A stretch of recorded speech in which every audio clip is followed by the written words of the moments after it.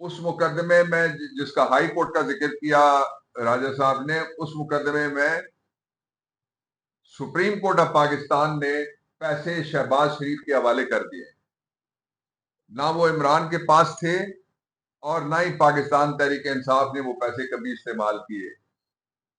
اور اس کے لیے سٹینڈرڈ یہ رکھا گیا کہ اگر عمران القادری یونیورسٹی بنائیں گے تو وہ حلال نہیں ہوگی، اور اگر شہباز شریف کے ویژن کے مطابق جو روز جس کے نمونے آپ دیکھتے ہیں وہ یونیورسٹی بنائے گا تو وہ یونیورسٹی حلال ہوگی، اس لیے پیسے اس کو دیے جائیں. تیسرا مقدمہ ہے 9 مئی کا.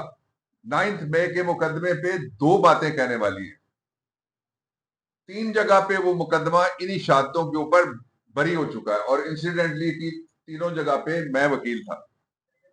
2 مقدمے بری ہوئے عمر ایوب اور دوسروں کے. عباس مصطفی صاحب نے بری کیے سرگودا کی ATC کی کورٹ نے.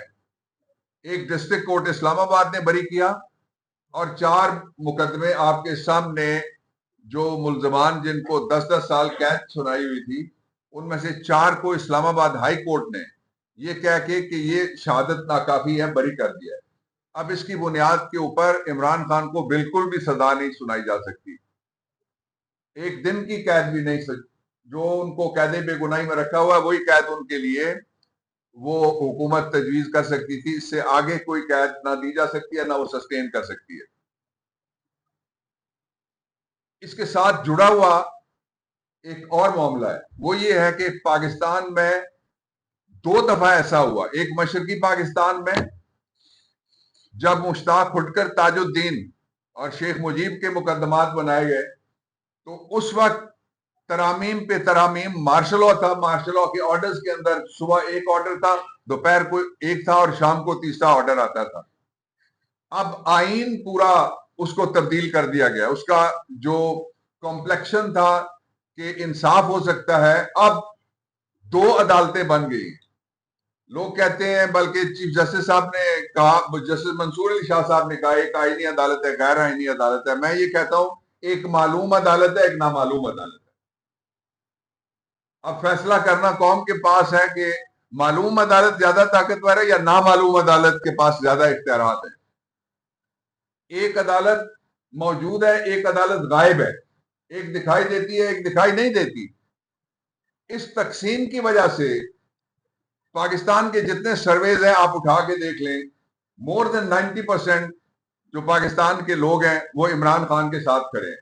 ریاست کو نقصان یہ پہنچایا جا رہا ہے فارم 47 والی رجیم کی کنٹینیوٹی کی وجہ سے کہ اگر کل یہ حکومت ختم ہوتی ہے اور کل یہ جھوٹے مقدمات واپس لیے جاتے ہیں تو 80 سے 90% لوگ جو عمران خان کی وجہ سے بہت سارے لوگوں کو، بہت ساری شکلوں کو، بہت سارے کرتوتوں کو اور بہت ساری بلڈنگوں کو مسترد کرتے ہیں، وہ سارے کے سارے ان سے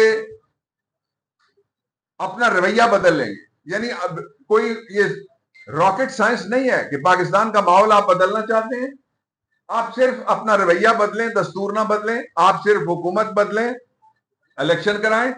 آپ صرف عمران خان کے بارے میں ذاتی دشمنی یا انا اس کا رویہ بدلیں، اور ان کے خلاف کوئی مقدمہ ایسا نہیں ہے جن کو 1 منٹ کے لیے بھی ان کو جیل میں رکھا جا سکے. یہ اس کا دوسرا پہلو تھا. اس کا جو تیسرا پہلو ہے وہ بہت امپورٹنٹ ہے.